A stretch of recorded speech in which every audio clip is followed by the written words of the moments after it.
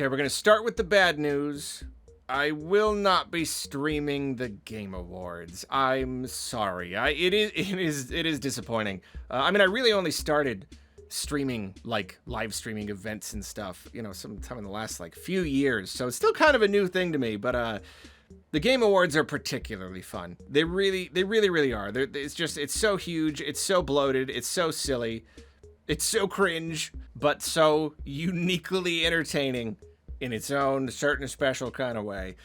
So yeah, unfortunately I can't. I made a promise to my nephew. He's got a school play that night. and I gotta go. I can't not go. The Game Awards are fun, but it's not that important. So maybe I'll end up like just watching it later. Maybe I'll like record myself watching it in case there's any like big things. I don't know, whatever. But I'm not going to be streaming it. But at the very least, I would like to go over all of my predictions for what's going to win in every category. I always try to do some sort of predicting, but now I'm gonna put it all into one nice, neat little video here. I am not up to date on like anything in the world of video games. I'm not gonna know what most of this stuff even is. I mean, I'll know some. I don't like live in a cave, but like especially in certain categories, there's some stuff I never know about. But it's still fun to just guess and see how many I end up getting right. I want to say last year was my most successful year ever. I got a lot of them right, so we'll see how I do this year. I'm just gonna go through all of the categories, and I'm just gonna make my guesses so that later I can tally up and see how close we got. So we're gonna start with best esports team. Oh well, I mean Team Liquid. You can't deny they did great this year. But I think NRG. I think they look happiest in their picture. So I'm gonna go with NRG. I'm not gonna vote because I don't feel like signing in, but I'm just saying it out loud. NRG is gonna win best esports team 2025. You heard it here. They want it more. They wanted it more. I think they want it more. Best esports athlete. Well, again, Menard really had a good year, but you can't deny that Kakaru wanted it more. So Kakaru is going to be the best esports athlete 2025, hands down. Chovy, close second. But it's all about Kakaru this year. Best esports game. Well, I think it's all the same stupid game. It's all the same stupid games. Mobile Legends Bang Bang. Okay, well, I don't know what that is. I guess that's not the same stupid game. Mobile Legends Bang Bang did a great job, but you know what? For my money, I don't know, man. What's even popular right now? Counter-Strike 2? That's still like at the top of the list. Valorant wanted it more. Valorant. Moving on. I don't know. I don't even know. Content creator of the year. Oh my gosh, I know that content creator. That's the second time, I think, ever that I have known one of the content creators. And because of that, I'm 100% sure that Moist Critical is gonna win. That would be awesome. That would be genuinely awesome if Moist Critical won. So absolutely, positively, he's definitely gonna win. No one can deny that Burnt Peanut had a good year, but Moist Critical wants it more. I'm sure. That's cool. Most anticipated game. Ooh, that's a good one. Okay. So, okay. Well, you want to talk my personal pick. Obviously, it's going to be Resident Evil. But, like, you do have a lot of really highly anticipated games in here. I know there was a okay buzz about First Light. I don't think so. There's definitely been a lot of buzz about Wolverine. It's been kind of a long time coming. But I don't know if I see it reaching this. Like, I don't think these two quite fit. Resident Evil definitely is a hotly anticipated game, but when you just look at, like, the raw numbers, I don't think there's just as... Like, it's a big audience, but, like, I don't know. Witcher 3 sold really so incredibly well. I think Witcher 4 is really up there, but then like GTA 6. I don't know. Is that actually like, because it's gonna be like the best-selling game ever, so does that mean there's just that many people who are anticipating it and you could definitively call it the most anticipated game? I mean, probably. Yeah, probably. And that's the thing. Witcher 4 is going to be like 9 years before it comes out. So, like, it's going to have plenty of time to be the most anticipated game in future years. So, yeah, I got to go with GTA 6. Of course I do. That's, if not, then Witcher. But I think GTA 6 wants it more. So, best adaptation. Okay, well, I didn't watch any of these. I think Until Dawn, it's one of those things where, like, there really weren't that many adaptations. We're definitely getting a lot more adaptations these days, and certainly a lot more that are good, but you still have a relatively small pool to pull from. I don't think Until Dawn was very well received at all, but it's still kind of on the list because, like, I don't know. Splinter Cell, I was not aware there was any kind of Splinter Cell thing. I didn't hear anything about it. So I can't imagine it was that big of a deal. Devil May Cry also got a thing. I probably heard about that, but like, maybe I didn't know that it actually came out. You know, the big obvious ones, you got Minecraft and you got Last of Us. But then, like, if you want to look like critical, like, you know, Minecraft, I'm sure made a lot more money than Last of Us Season 2. But Last of Us Season 2 is more similar to like a good artistic product. So you may have like the people who are likely to vote in these kinds of things probably gonna go for the prestige. So yeah, I'm gonna say Last of Us Season 2 for best adaptation. I think he just wants it more. Best multiplayer. So here you go. Yeah, best multiplayer. I liked Night Rain. Hey, I played one of these games. I did. I played one of these games, and it was Elden Ring Night Rain. I did like it. I did not play the others. Arc Raiders, I've heard things about. Split Fiction is almost like too obvious, you know? After It Takes Two, one best game one year, you know, you put that on there. It's almost like, come on, like you can't just give everything to your friends. So, Peak, I didn't know that was enough of a thing to be considered in best multiplayer. That's interesting. That's kind of cool. Congrats, Aggro Crab. And yeah, and I hear Battlefield 6 ended up actually kind of eating some of Call of Duty's lunch, so that's definitely in the running. I'd say it's probably between these two. Arc Raiders is fresher and newer, and I know almost nothing about it, but I've heard that it's kind of catching on. Maybe. Let's say Arc Raiders. Battlefield 6 is it's tempting to go with that one, but let's go with Arc Raiders. Yeah, there you go. I'm gonna stop doing the joke about wanting it more. It's been played out. Best sports/racing. Ooh, oh boy. Oh no. Okay. Well, I mean, okay. Sports games. They do have an audience. Actually, a very big audience. But they don't set the world on fire. You know, like it's never really like a conversation. There's a big audience of people who buy them, but like who's talking about sports games? What like industry people are like really up to date on. So I don't know. From my casual perspective, these three games are kind of, I don't know, like for all I know, Rematch is like a super enormous thing, but like, I don't know. I think it's probably going to be between Mario Kart and Sonic. I mean, obviously this is a much bigger discussion, you know, like Mario Kart versus Sonic. Sonic was really, really good. Mario Kart is like a bigger experience and the gameplay is a little bit like deeper and everything. It does more new things, but Sonic was just so solid. I don't know. I'm gonna go with Mario Kart. I think at least when you're talking like the Game Awards, it's probably more likely to win, especially if they do consider like some part of the voting is like the audience voting. I think plenty of people probably would vote for Sonic. But Mario Kart just has the numbers. It just has that broad appeal. Just got the raw numbers behind it. And, you know, Game Awards, they're going to be happy to give Nintendo something. They want to give Nintendo something when they can. They want Nintendo to be part of the celebration. So, yeah, I think I'm just going to go with Mario Kart World. Best sim/strategy.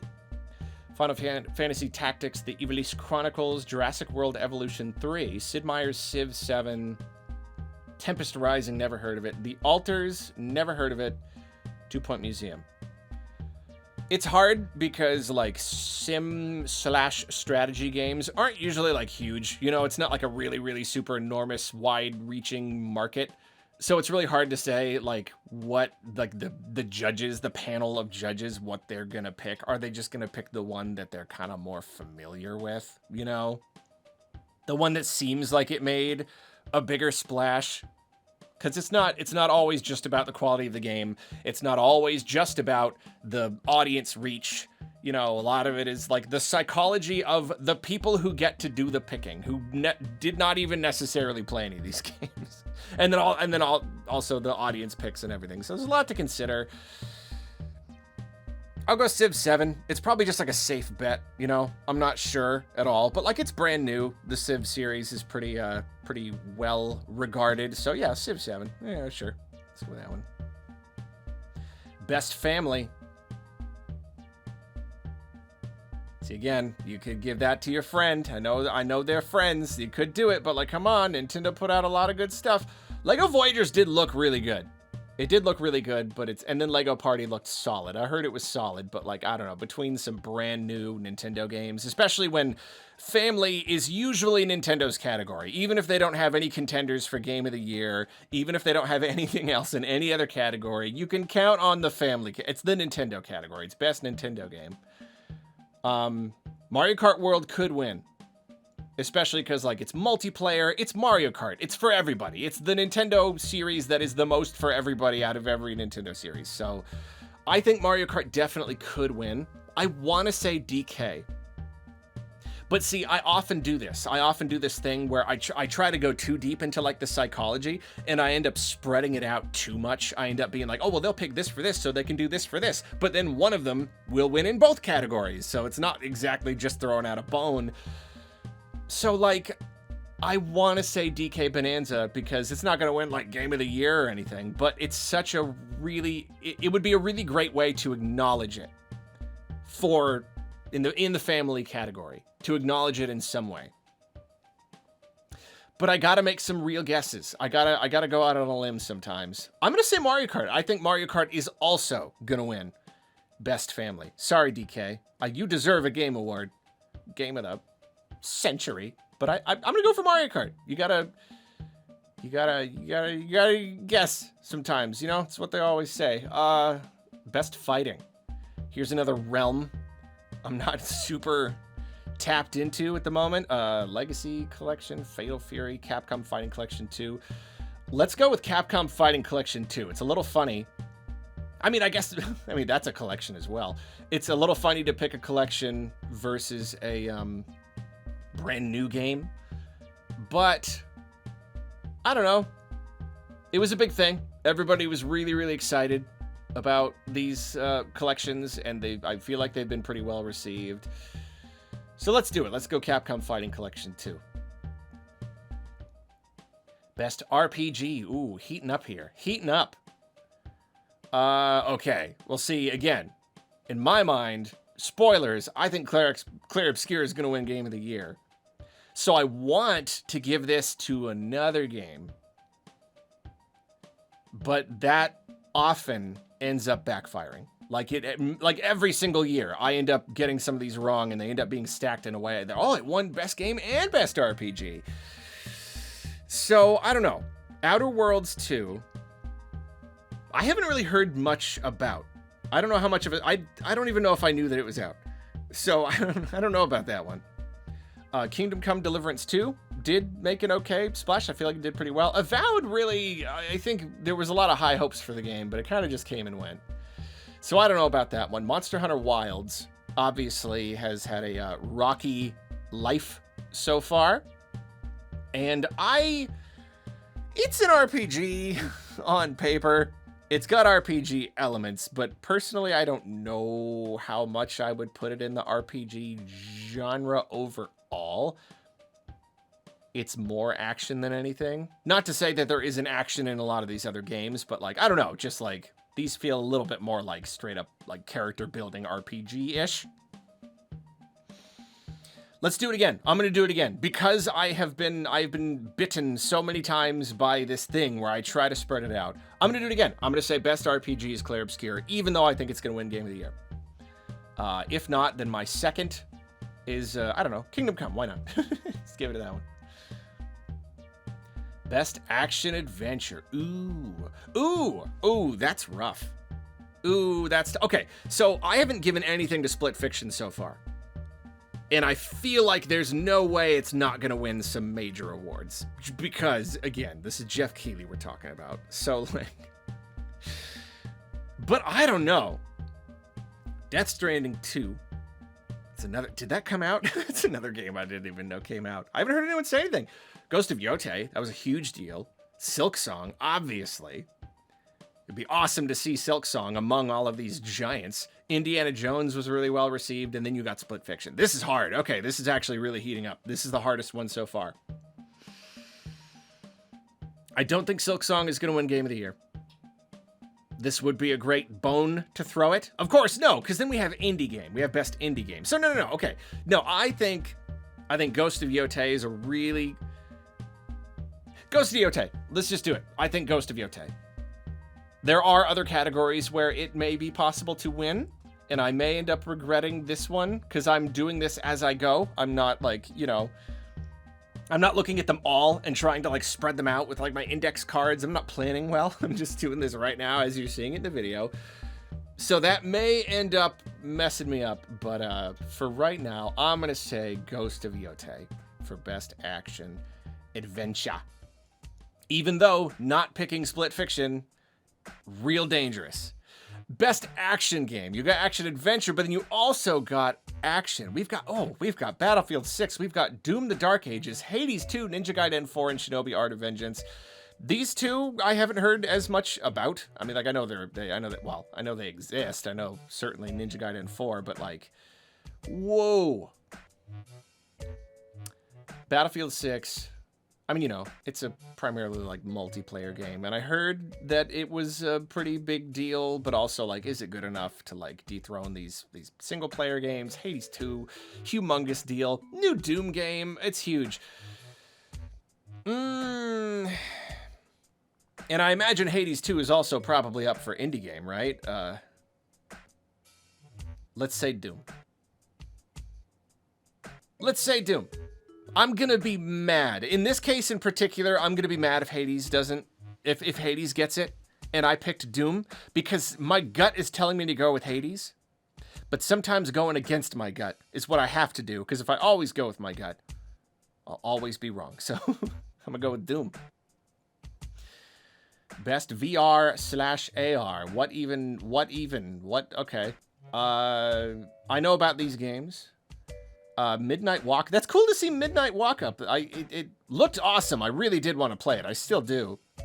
Deadpool. Let's do Twisted Pixel. Did Marvel's Deadpool VR. I didn't know that. Is that what Twisted Pixel's doing now? VR stuff? Yeah. It's always that way. This developer's awesome. They did all these great games, and then they had one flop, and now they do like VR games or AR games or like mobile games, you know, something like that. I'm gonna pick one I don't know. I'm gonna say Arcane Age was just a really excellent VR experience this year that really pushed the medium forward. Best mobile game. What even mobile games are we playing right now? Because I haven't gotten sponsorship offers for any of these. That's surprising. Destiny Rising, Sonic Rumble, Wuthering Waves, Persona 5, The Phantom. I don't know what that is. Uma Musume. It's pretty derby. It's a little bit derby. I don't know, man. I don't even have a good guess. Where's my dice? Where's my die? No, I actually do have one. I have a die right here. Okay, 1 through 5. If it's a 6, I re-roll. I actually have it right there. It's a 6. Okay, I'll re-roll. That's a 2. Persona 5, The Phantom X was the best mobile game in 2025. You heard it here. Debut indie. Oh, ooh, okay. Ooh, okay. Ooh, I can't stack them all up. I can't stack them all up. Okay, I'm really sorry, you too. I don't know enough about you, but like, come on, like these are strong enough. Blueprints absolutely is a perfectly fine case of a really, really amazing breakout debut indie. But even if I do think Clear Obscure is going to win Game of the Year, you can't deny that for a breakout indie, it's a big deal. And it's not a tiny indie. It's an AA game, you know, like the whole idea that it was a really super microscopic small studio. It's not exactly true, you know, like it was still a medium release game. But if it was technically indie and it was a debut and it made that big of a splash, I gotta go with Clair Obscur. Sorry, Blueprints, you deserve it just as much, but like, yeah, it's gonna be Clair Obscur. Best independent game. Yeah, it's another one where like really any of these could get it. Any of them could get it. I don't know as much about these. I'm actually kind of I'm pleasantly surprised to find that Ball and Pit, or however you say it, Ball X Cross and Pit is doing so well, because it did look really cool. So it's fun to see that it's like a big thing. I don't know anything about this, but like you cannot deny the cultural impact of these games. So that's hard. Any of them deserve it? Absolutely. I'll go Silksong, because Silksong has to win something. And if I'm giving Hades action game and giving Clair Obscur Game of the Year, really sorry, Blueprints. I really want you to win something, but I'm going to go with Silksong, because that is just the strongest possible category for Silksong to win, if not Game of the Year, which I don't think. Best community support. Well, you know, you've got the classic cases of the games that just keep getting updates forever. Fortnite is Fortnite, fine. Helldivers 2, fine. Baldur's Gate 3. Still, though? Because they won Game of the Year 2 years ago. So even this year, the game is still, like, outstanding community support, transparency, and responsiveness. Inclusive social media. Yeah, I don't know. I didn't know that it was still, like, being supported that much. I mean, it's such an old story. Like, it's cool that they update it, but man, that game will never die. Yeah, I don't know. It's kind of hard. I haven't followed any of these, so let's go with Final Fantasy. People are always talking about how amazingly supported that game is. So yeah, sure. I don't know. Final Fantasy 14, best community support, best ongoing. Yeah, it's the same. It's the same exact thing. Best ongoing. It's not even I mean, I guess it's sort of an MMO, but like whatever, I don't care. Marvel Rivals. Is that going well? Is that, yeah, because that was a thing for a bit, right? Just because it's the newer thing, let's say Marvel Rivals, sure. Games for Impact, it's always like a bunch of games I've usually never heard of, even though they do look really cool. I have heard of South of Midnight. I did not know it came out. Can you tell I've not been following the news? It looked cool. I loved the trailers. The visual style was really neat. But yeah, as for impact, yeah, I don't know. I couldn't tell you what's had the greater impact here.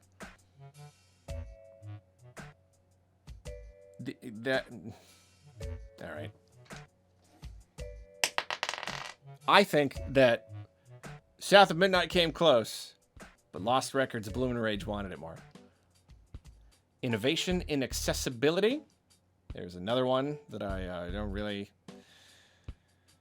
I don't know which game has the better accessibility options. Why isn't Kirby Air Riders on here? That's innovation for Nintendo. It's groundbreaking for Nintendo.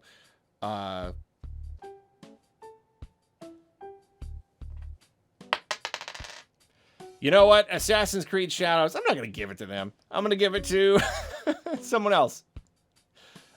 Doom. I don't know why. I don't know what kind of accessibility options it has, but I'm just going to assume that Doom the Dark Ages has the best accessibility options in 2025. Best performance. Okay, well, there's another one here where, oh, okay, yeah, we've got three of the performers from Clear Obscure Expedition 33, but we also have a Ghost of Yotei and a Silent Hill F, and then Troy Baker for, no, not Troy Baker. Even if he's likely to win, I just don't want to give it to Troy Baker. You win everything. Get out of here. You get every role. It really could be any of these. It really could be. I mean, it is such a feel-good thing if just even more Expedition 33 love. I think they're probably going to sweep the Game Awards, so it's close.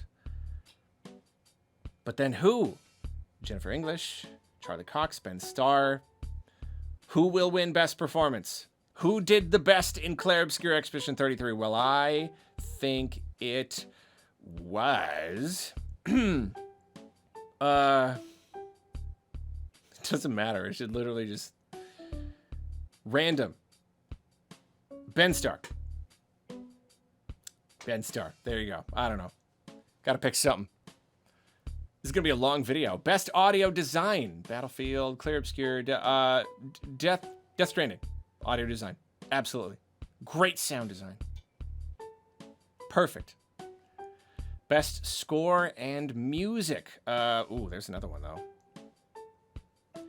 I'm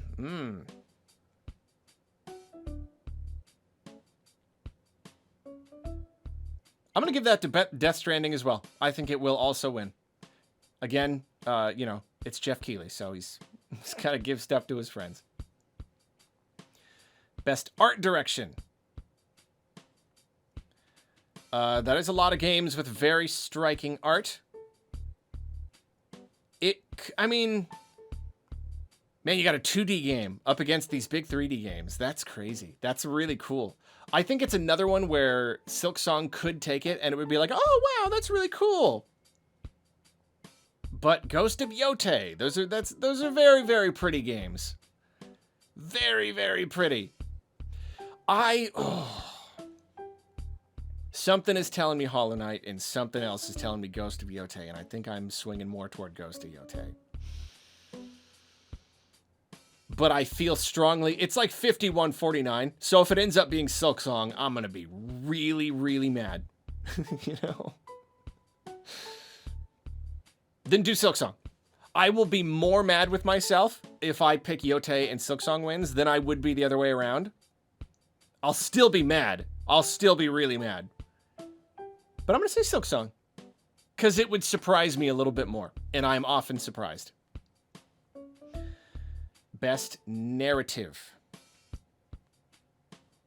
I really don't know. Great narrative, weird narrative, but, you know, it's Kojima, so it's great.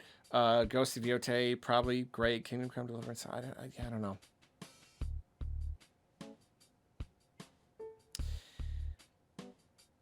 Clear Obscure. It's going to get this one, too. Ghost is going to be snubbed. And it's going to be like, what? It's going to be just like that. Game direction. Okay. All right. You got to give something to some of these other ones. So, like, Ghost of Yotei hasn't gotten anything yet. Split Fiction. Game direction, and they love the director. Oh, they love that. Is that almost too obvious? Because the whole thing is, like, obviously Jeff Keighley is great friends with I can't remember his name, but, like, he's the director guy. Is it too obvious to give him Best Director? Is that too much? Like, all right, you know, like, come on. What are we doing here? You gotta give Ghost something. You gotta give Split Fiction something. That's hard. That's really hard. I'm gonna go with Split Fiction. I'll do the obvious one. Even though my gut is telling me don't do the obvious one, I'll do it anyway. And I'll be mad if it's Ghost. Game of the Year. Okay, hold on. Nope, giving it to Ghost. I'm giving it to Ghost. I'm sorry, Split Fiction. That's the surprise. That's the surprise this year. Split Fiction didn't win anything, and you know what? Doesn't deserve to win. I just heard it. I heard really mixed things about it. I don't know. Maybe I didn't like look super deeply into it, but like it wasn't like It didn't seem like it was as universally acclaimed as It Takes Two, so I don't know. Could be wrong. I could be absolutely wrong. But I'm going to give it to Ghost. Game direction is Ghost. That's another obvious pick. So I'm going to go Ghost, because those are the two obvious picks. Okay, Game of the Year. We've already gone over this. DK Bonanza is up for Game of the Year. I keep forgetting. I assume Nintendo won't be. They are. Plenty of times they've been nominated for Game of the Year, but like in my brain, my defeatist brain, I'm like, no, they're not going to win. Wow, Kingdom Come Deliverance 2. That's also up for Game of the Year. That's crazy. Yeah, I mean, obviously a lot of critical darlings here. That's pretty heated. That is heated. I did not actually like look into how Death Stranding 2 reviewed. I imagine probably pretty well. I haven't really seen it come up in the conversation though. It'd be cool if Silksong won, because it's always fun when the tiny indies win Game of the Year. If a game made by like 3 people could win Game of the Year, that'd be amazing. I just think Clair Obscur Expedition 33, they're the Baldur's Gate of this year. They're the darling. They were the crazy surprise breakout success. We're just so happy for them. They represent everything that is still good about the game industry. Games that are, have medium, respectable budgets, but are just so good with so much passion behind them that they still do really well.